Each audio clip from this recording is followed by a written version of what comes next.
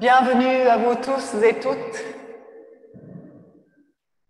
Qui que vous soyez, Dieu vous accueille. Qui attendons-nous ce matin? Jésus-Christ? Il est déjà venu. Il est déjà venu, mais les aveugles ne voient toujours pas. Les prisons sont pleines et la guerre fait toujours autant de victimes. Le climat se réchauffe de plus en plus. Dans le monde, toujours plus de drames et de misère. Et pourtant, Jésus est venu. Il paraît qu'il doit revenir. Moi, je crois plutôt qu'il est déjà là et que pour l'instant, c'est lui qui nous attend.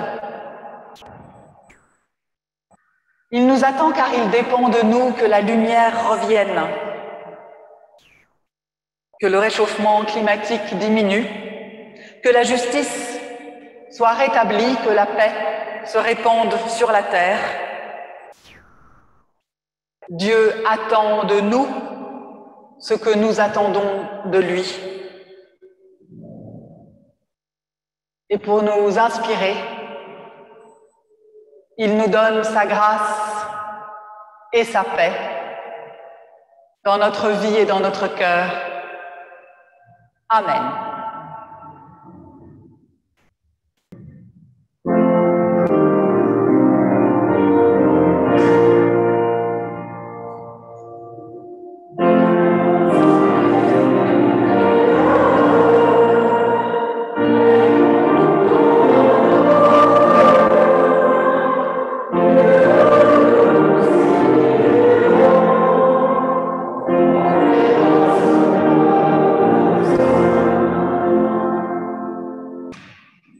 Nous louons le Seigneur.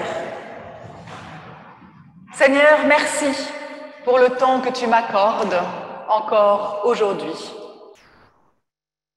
Aide-moi à réserver chaque jour le temps de te rencontrer, le temps d'écouter les autres, le temps de m'en préoccuper, le temps de respirer, le temps d'admirer, le temps de sourire, le temps de remercier, le temps de m'arrêter et de réfléchir.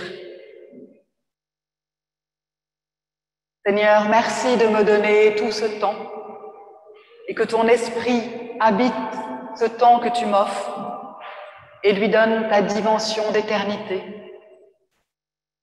Amen.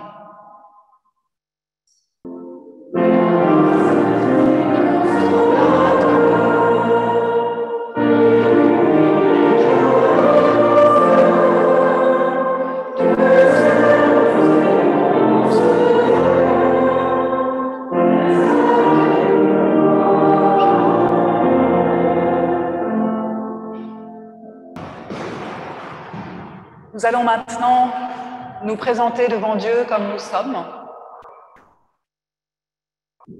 lui dire ce que nous ne pouvons dire à personne d'autre.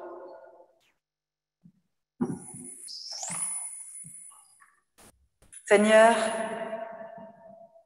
dans un humble mouvement intérieur, nous avons quelque chose à te dire.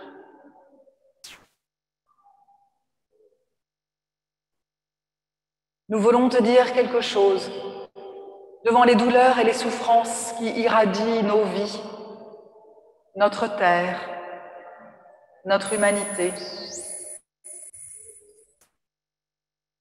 Te dire aussi notre désarroi dans nos propres erreurs, conscientes ou non, volontaires ou pas, prolonge ces douleurs et ces souffrances. Comment vivre sans oublier? Comment vivre en oubliant? Seigneur, suscite en nous l'esprit de conversion, de changement. Puissions-nous comprendre à travers d'autres points de vue comment servir à quelque chose, à quelqu'un, à quelques-uns, à quelques-unes, sans être esclaves d'une cause.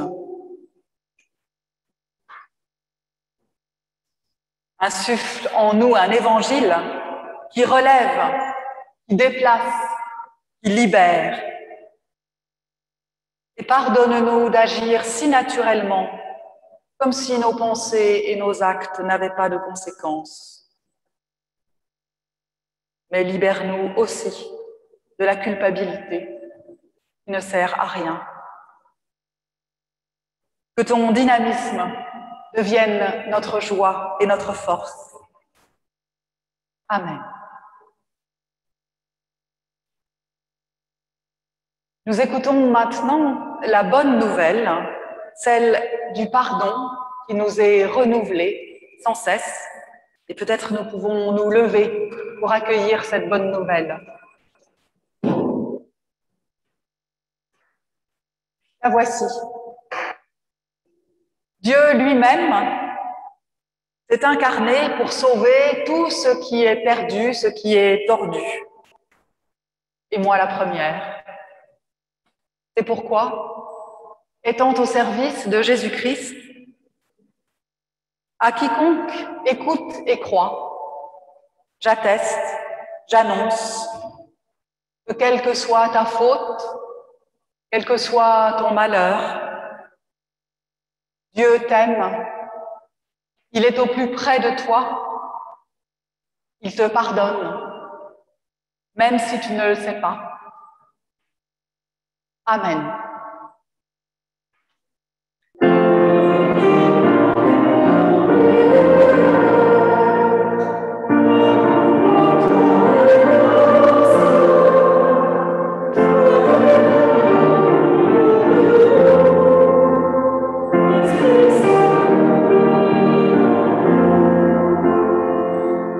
Le texte que je vais vous proposer de travailler ensemble aujourd'hui se trouve dans l'évangile de Jean, au début de l'évangile de Jean, dans les versets 35 à 39, donc juste après le début de l'évangile, juste après deux textes très connus.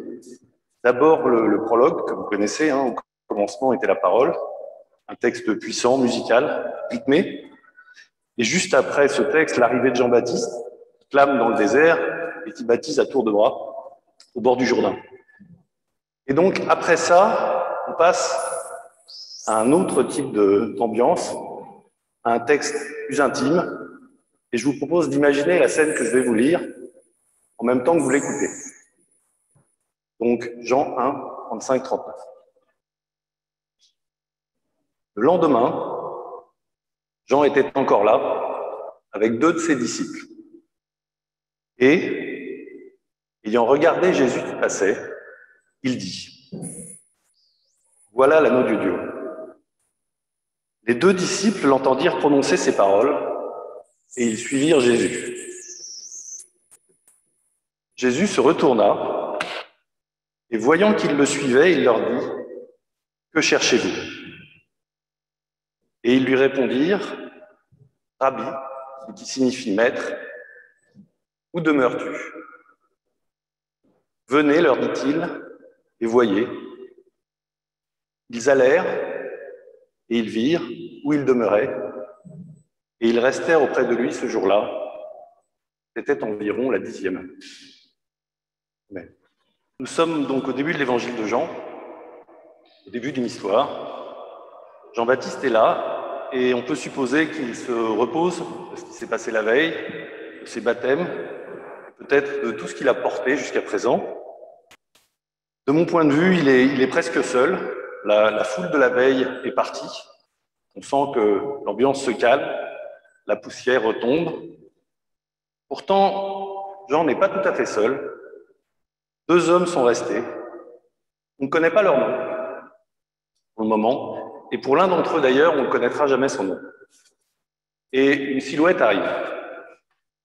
Jean-Baptiste parle, et il dit : « Voici l'agneau de Dieu. » Les deux hommes entendent ces mots, quittent Jean-Baptiste pour suivre la silhouette qui passe. Et Jean-Baptiste s'efface, il quitte la scène avec élégance, il dira plus loin, parce qu'il fallait qu'il grandisse et que moi je diminue. Et c'est à ce moment que commence la scène dont on va parler un peu plus longuement. La silhouette qui arrive se retourne, et c'est Jésus. La veille, dans l'évangile de Jean, au début, Jésus était présenté comme la parole divine, le Verbe, et maintenant, Jésus est un corps qui marche, un corps qui se retourne, un regard qui dévisage les disciples, une voix qui parle et qui dit « Que cherchez-vous » Jésus s'incarne complètement, il est homme. Et c'est la première surprise.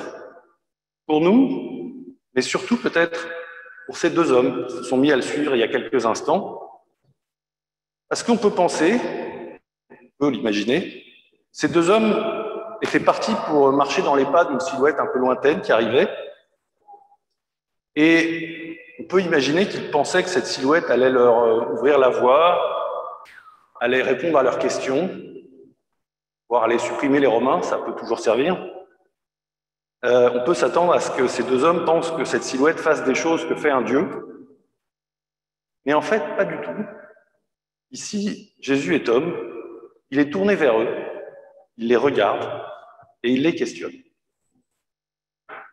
C'est la première surprise.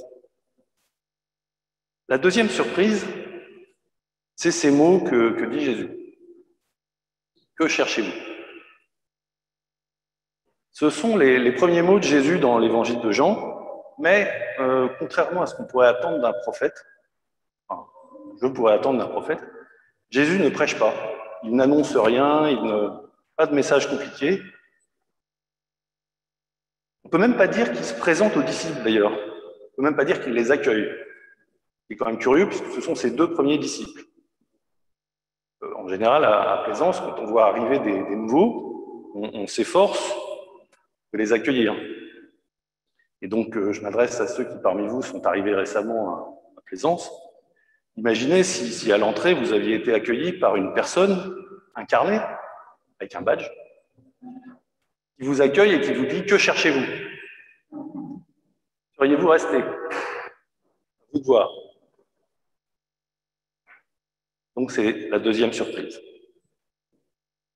La troisième surprise, c'est que non seulement Jésus n'affirme rien, ne prêche pas, mais il questionne, il s'intéresse aux gens. Que cherchez-vous? Ça pourrait aussi être « Pourquoi êtes-vous là? Pourquoi voulez-vous me suivre ?» Et cette question, elle se pose aussi à nous aujourd'hui dans ce temple, ou par Zoom. Qu'est-ce qu'on fait ici? C'est une invitation ferme à commencer par nous interroger. Pour certains, peut-être certains d'entre vous, au début de leur histoire avec Jésus, il y a une certitude. Ici, au début de l'histoire avec Jésus, il y a une question. Une exigence, en fait. Une exigence parce que cette question est compliquée, elle nécessite de l'engagement, de la lucidité pour ces deux disciples, mais aussi pour nous. Que cherchons-nous? Et les disciples répondent à cette question par une autre question que je trouve magnifique, qui est « Où demeures-tu » Une question qu'on peut déplier de plein de façons. Où demeures-tu? D'où viens-tu? Qui es-tu? Où te reposes-tu? Et c'est d'ailleurs une petite surprise, contrairement à leur habitude, les disciples sont bons là. En général, les disciples sont un peu approximatifs. Là, ils visent juste et ils installent avec Jésus un échange d'égal à égal. Un dialogue qui s'installe d'humain à humain. La relation avec Jésus se crée et elle est équilibrée. Elle est exigeante. Jésus a surpris ces hommes, il les a secoués. Et ces hommes réagissent respectueusement, mais ils réagissent quand même. Ils le nomment rabbi, mais ils le questionnent à leur tour. On est très loin, là, de la relation un peu verticale, distante, des hommes avec un gourou qui ordonne, qui décide, et qu'on suit aveuglément, sans réfléchir. Et je ne parle même pas de poser des questions à un gourou, c'est juste pas possible. Voilà. À ce moment-là, le dialogue se poursuit avec la réponse de Jésus, qui leur dit ces mots, le cœur du texte. Venez et voyez. Alors, que signifient ces mots? À première vue, c'est assez simple. Alors, je vous propose une première façon de le voir. Tout à l'heure, je vous disais, imaginons la scène. Et ici, on pourrait imaginer que Jésus, en disant ces mots, venez et voyez, tourne le bras vers lui. On pourrait alors comprendre ces mots comme venez et vous verrez ce dont je suis capable. Ou alors, suivez-moi, ouvrez grands vos yeux et vous comprendrez qui je suis. En fait, c'est d'ailleurs ce qui va se passer. À la suite de l'évangile de Jean, le groupe des disciples va se constituer. Ils vont être les témoins de Jésus, témoigner encore et encore, jusqu'à nous aujourd'hui, en ce temple et sur Zoom. Et c'est très bien. C'est très bien. Mais si on entend ce « venez et voyez » juste comme ça, on revient un peu vers des disciples suiveurs, un peu passifs, et qui attendent de Jésus qu'il fasse des choses de type des choses que fait Dieu. Miracles, la destruction des ennemis et tout ça. C'est très simple, mais vous vous rendez bien compte que c'est peut-être un peu trop simple, et que d'ailleurs, on l'a vu dans d'autres évangiles, lorsque les Jésus ne font que suivre Jésus comme ça, ils vont certes témoigner, mais ils vont passer à côté de quelque chose. Et donc la question qu'on peut se poser, c'est à côté de quoi vont-ils passer? Alors je vous propose une deuxième approche de ce « venez et voyez », un peu différente, voire assez différente en fait. Cette fois, je vous propose que Jésus ne soit plus le bras tourné vers lui, mais tourné vers l'extérieur, vers le monde. Et on pourrait alors entendre ce « venez et voyez » comme marchons ensemble, ouvrez les yeux, regardez autour de vous, avec un regard neuf.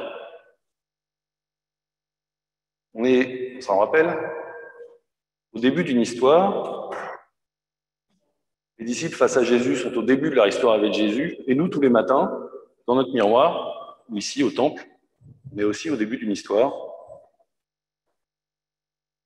Et comme c'est le début d'une histoire, on a un regard neuf et on peut s'en servir. Vous voyez ces hommes et ces femmes autour de vous, ces hommes ou ces femmes que les disciples croisent sur la route pour la première fois, qu'ils connaissent depuis toujours d'ailleurs, ça ne change rien, ou assis sur les bancs, ou sur la page Zoom d'ailleurs. Sur la page Zoom, vous avez les photos.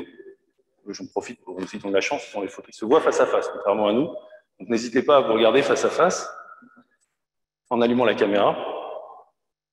Et Jésus nous dit, cette femme et cet homme que vous voyez, ils sont ma demeure. Ils sont grands, ils sont petits, ils sont riches, ils sont pauvres, ils sont faibles, ils sont forts, ils sont heureux ou malheureux. Ils sont la demeure de Jésus. Et Jésus nous suggère, par ce « venez et voyez », de les regarder d'un œil neuf, de les reconnaître et de les aimer. Et au-delà d'ailleurs, ces paysages, ces fleuves, ces montagnes, ces terres, ces animaux, les villes que Jésus et ses disciples vont traverser et dans lesquelles on vit aujourd'hui, on peut aussi se dire, en écoutant ce « venez et voyez », regardons-les comme on regarde les choses au début des histoires. Voyons le monde comme on ne l'a jamais vu. Le monde est lui aussi la demeure de Jésus et la création de Dieu. Il y a donc dans ce deuxième « venez et voyez », avec le bras tourné vers l'extérieur, un encouragement à l'émerveillement pour l'humanité et pour le monde. Et après cet émerveillement, un très net encouragement à aimer tout ça et à en prendre soin, forcément. Mais quand même, vous pourriez me dire, cette deuxième façon de voir ce mot est un peu forcée, ou exagérée.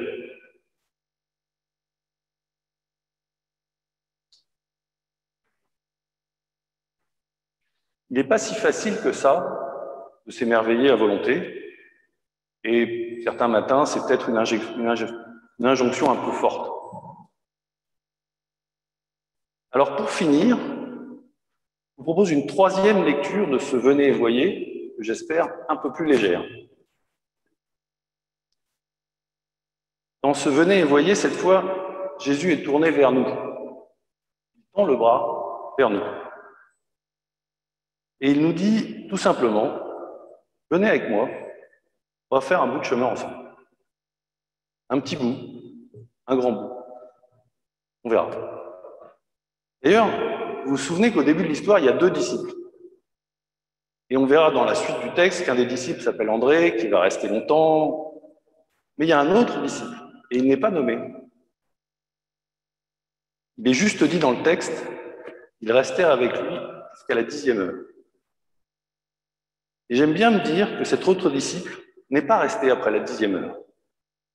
Il a fait un petit bout de chemin, puis il a suivi sa route. Ça arrive.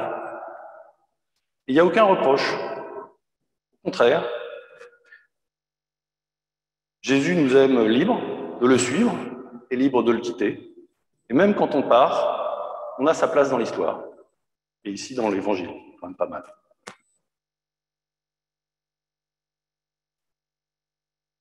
J'aime à penser que quand à ce moment, Jésus nous propose de le suivre par ces mots, « Venez et voyez », il nous donne 3 petits conseils. Le premier, c'est de venir à plusieurs. Comme ces 2 disciples, ils vont être très vite beaucoup plus nombreux. Mais aussi comme nous ici, dans ce temple, ou sur Zoom, j'espère, dans les groupes de la paroisse. Jésus aime, me semble-t-il, se promener avec des groupes nombreux et animés, où on discute ferme, on échange, on se questionne, on va au fond des sujets. Donc, premier conseil, ne restons pas seuls, venons nombreux. Le second conseil de Jésus, me semble-t-il, il est dans ce « voyez ». Voyez, c'est pas si attendu que ça, en fait. Ce qui aurait été peut-être plus attendu, c'est « écoutez-moi ». En tout cas, dans une vision parole. Jésus aurait pu dire « venez et écoutez ma parole ».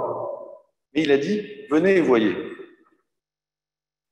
Et pour nous, protestants, assez attachés au texte et à la parole, à des choses assez spirituelles, théologiques, la foi, la grâce, les œuvres, tout ça, la grâce avant les œuvres. On aime bien ces choses un peu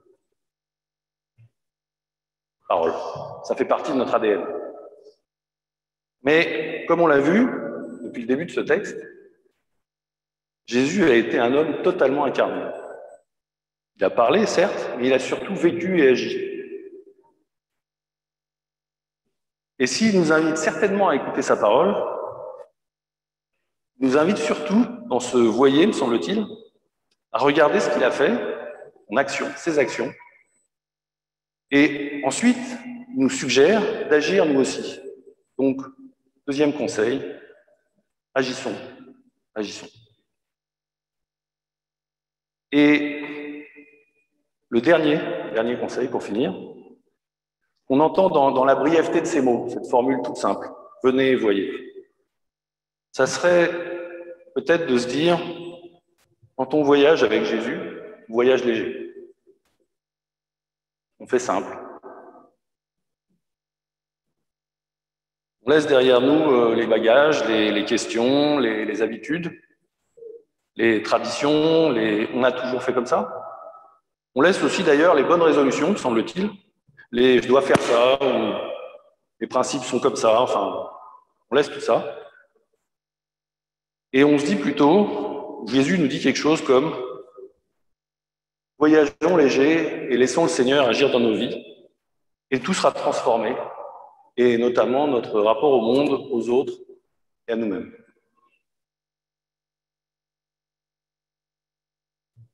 Voilà. C'était le début d'une histoire, la nôtre ou celle de l'évangile de Jean.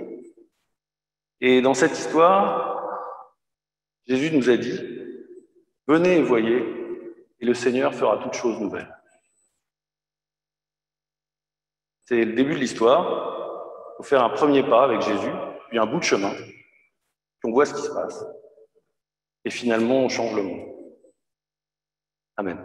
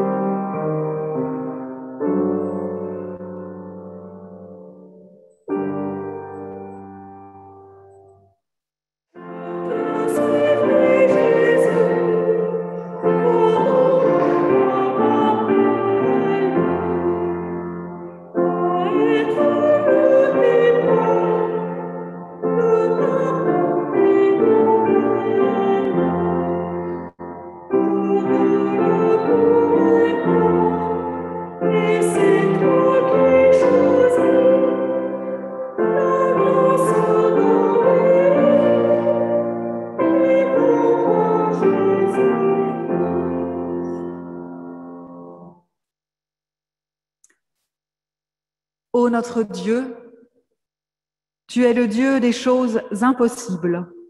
C'est pourquoi nous venons vers toi. Dieu de Moïse, on nous a dit que tu avais su ouvrir la mer infranchissable pour que ton peuple marche.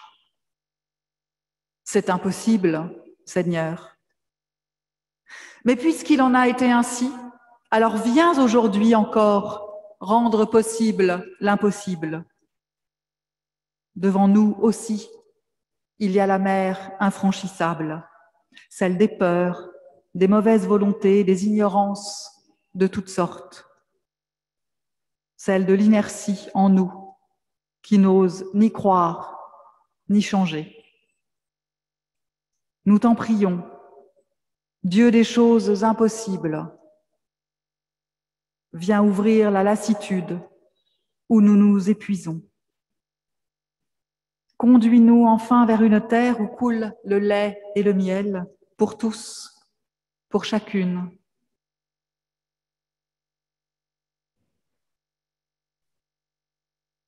Viens amener un peu de joie et de vie dans tous les cœurs et les esprits qui en ont besoin.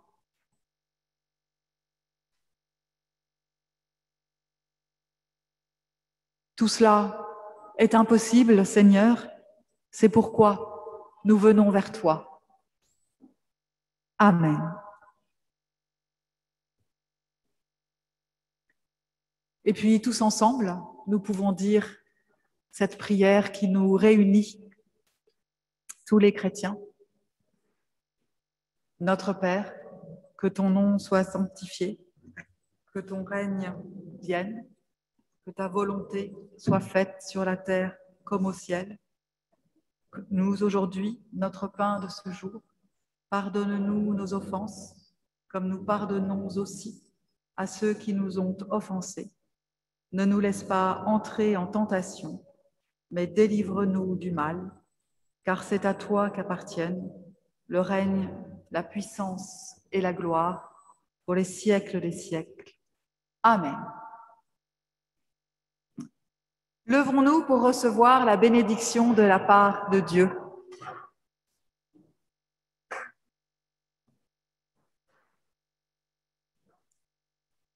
L'Éternel vous bénit et vous garde. L'Éternel tourne vers vous son visage et vous fait grâce. L'Éternel fait resplendir pour vous son regard et il vous donne sa paix. Amen.